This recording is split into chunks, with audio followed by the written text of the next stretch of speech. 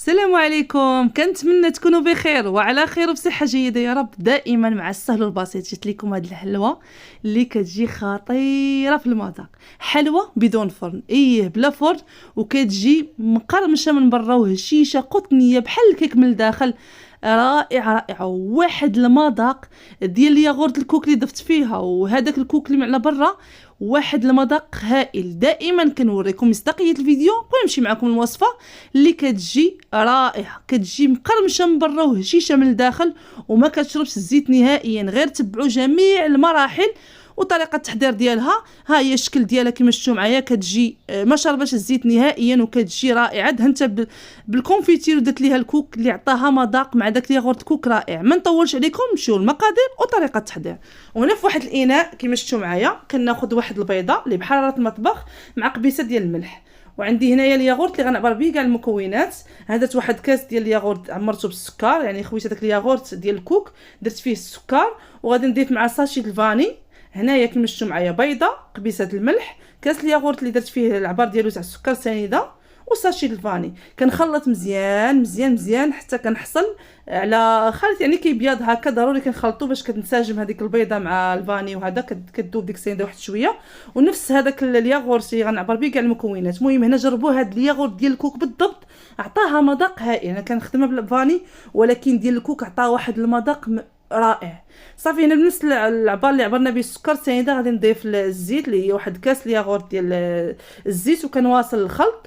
وهنايا كنحاول نخلص باغي تخلط داك الزيت. هاد الياغورت هذا اللي خويته من هاد العلبه اللي ديال الكوك كما ذكرت معكم كنهبطو هنايا كامل. صراحه هاد الياغورت عطاها مذاق خطير رائع رائع رائع رائع. جربوها وعرفوني على الشهدر. والله العظيم الا صورت هاد الفيديو البارح واليوم ان شاء الله بغيت نشارككم به، والله الا ما بقاش منها، ما خلاوهاش ولادي. راه حتى التصوير ما كيخلينيش نكمل التصوير. هنا بعد ما خلصت هذاك الياغورت غنبدا نضيف اضافه دقيق مع نص معلقه صغيره ديال خميره الحلويات. هذيك اللي ضفت نص معلقه صغيره خميره الحلويات، ما تفوتوهاش. صافي غنبقى نضيف الدقيق بالتدريج، غنبقى نخلط بالفويس صافي. ومن بعد غادي نكمل باليد ديالي. بالنسبه للعجين انا غنوضح لكم في الفيديو، غنشرح لكم جميع المراحل ديالها. هاد الحلوه هذه راه كتوجد في وقيته توجدوا فيها اتاي، ما كتحتاج لا اختمال حتى شي حاجه. خلطيها، قرصيها، طيبيها اولا ديريها اصابع. مازال ان شاء الله نشارككم بعده اشكال منها. صافي هنايا حيت هذاك الفوي درت اليد ديالي وبقيت كنضيف الدقيق بالتدريج حتى غنحصل على عجينه متماسكه. كتكون عجينه بحال ديال الصابلي. هانتوما العجينه ما كتكونش تلصق في اليد كما شفتوا معايا بهذا الشكل هذا، ما كتكونش تلصق في اليد، كتكون رطبه. وملي كنكوروها كتكور، يعني ما تكونش قاصحه وما تكونش اللي كتلصق في اليد. هنا خديت واحد البلاستيكه غادي ناخذ العجينه ديالي وغادي نورقها بين بلاستيكه وبلاستيكه وغادي نقطعها باي قطعه عندكم اي نوع. المهم السمك ديالها ما كيكونش غليظ بزاف وما يكونش رقيق. انا غادي نوريه لكم في الفيديو، كلشي غنشرحه لكم في الفيديو.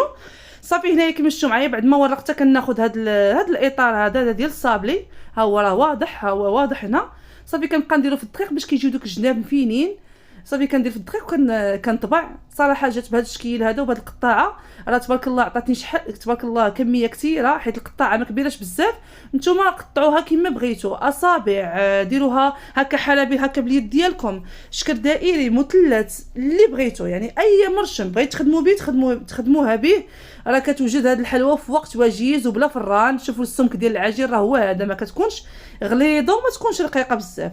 صافي هنا كنبدا نحيد هذوك الحبات كاملين اللي طبعت. راه كتحيد بكل سهوله وسهله في الخدمه ديالها. ما بغيتوش ديروا نتوما المرحله ديال التوراق، غادي تشدوها ديروا كل حلابي رقيقه وتقطعوها هكا اصابع وكتقليوهم مباشره في الزيت. دابا ان شاء الله باذن الله نشارككم بعده اشكال منها. غير ما تبخلوش عليا بلي لايك ديالكم، التشجيعات ديالكم يا احلى متتبعين. كنتمنى منكم تشجعوني وان شاء الله دائما نجيب لكم السهل والبسيط.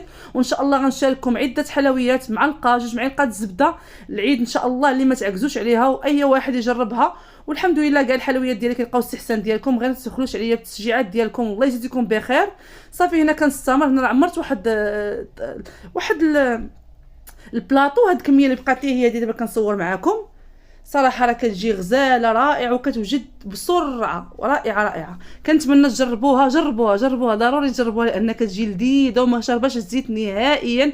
يعني الا كليتها تحلفي على انها ما فيهاش الزيت نهائيا. السمك العجين كيكون هو هذا. نكون مسخنه الزيت. بالنسبه للقلي مرحله مهمه جدا. شفتوا معايا ما كتكونش العافيه مجهده باش ما يتخطفوش لكم، بقاو خضرين من الداخل، وما تنقصوش العافيه بزاف باش ما يتخطفش اللون ديالهم ويبقاو يتحمروا قبل ما يطيبوا. صافي كنتمنى نكون وضحت. يعني بان لكم غيتحمروا، نقصوا البوطه صافي وقلبوهم هكا على عافيه مهيله. صافي اللي لحتوها كتقلبوها، تشد راسها واحد شويه وكتقلبوها حتى كيتحمروا على خاطرهم. صافي هنا بعد ما كيبداو كيتحمروا كنهزهم كما شفتوا معايا وكنحطهم هنايا. راه ما واخا كيتقلاو في الزيت راه كيجيو ناشفين من الداخل، وكتجي فيهم واحد القرمشه من برا وهشاش لذاذ وداك مذاق الكوك. والله العظيم الا جات رائعه. كنتمنى تجربوهم، كيجيو غزالين رائعين وسريعين التحضير.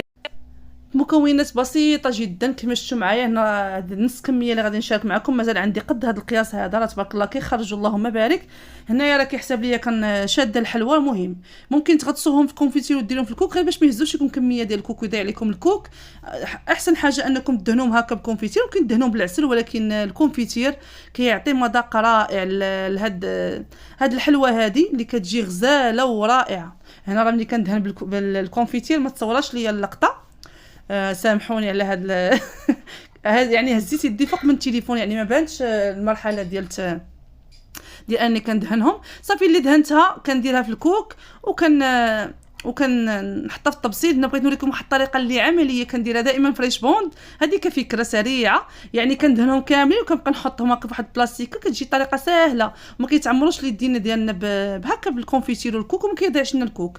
كناخذ واحد الكميه وكنبقى نحط في البلاستيكه وكنحطهم. شوفوا معايا شحال كتجي زوينه، شحال كتجي خطيره. وكما عودتكم دائما بمصداقيه الفيديو، دائما كنحاول نشارك معكم الشكل النهائي ديال الوصفه. شوفوا شحال جاو قطنيين، جاو بحال القطن من الداخل، هشاش رائعين مقرمشين. الا كليتها تحلفي عليها انها فران وما كتجيش فيها شربه الزيت نهائيا. سهله وسريعه التحضير. كنتمنى منكم ما تبخلوش ليا بالتعليق ديالكم، تشجيعاتكم الرائعه، وشوفوا الفيديو من الاول لاخر. الله يجزيكم بخير. اللي وصل معايا هنا ما تنساوش هي اللايك. هذاك اللايك كتنساو اللي يكون تحت الفيديو، ضغطوا على داك اللايك هكا. الله يرحم بها الوالدين ويجزيكم بخير، وما نبخل عليكم انا بحتى شي وصفه. يعني اي حاجه كنديرها في داري لوليداتي ما نبخلش عليكم بها ان شاء الله. وباذن الله نتمنى ان شاء الله هذا الفيديو هذا يكون عجبكم، وتجربوا هذه الوصفه اللي كتجي اكثر من رائعه. واحد الحلوى بدون فرن توجدوها فوق توجدوا فيها بالردتاي اللي كتجي رائعه. تقطعوها وتشكلوها كما بغيتوا. كنتمنى من الله فيديو اليوم يكون عجبكم، وما تنساونيش من التعاليق ديالكم. كنقرا كاع التعاليق، وبغيت نقول لكم اي تساؤل اي استفسار اي وصفه تبغوني نوجدها معكم ان شاء الله. راني تحت طلب بزاف الاخوات بالنسبه للوصفات كيطلبوني عليهم. راني في طول الانجاز ان شاء الله. بغيت كاع المتتبعين ديالي نلبي.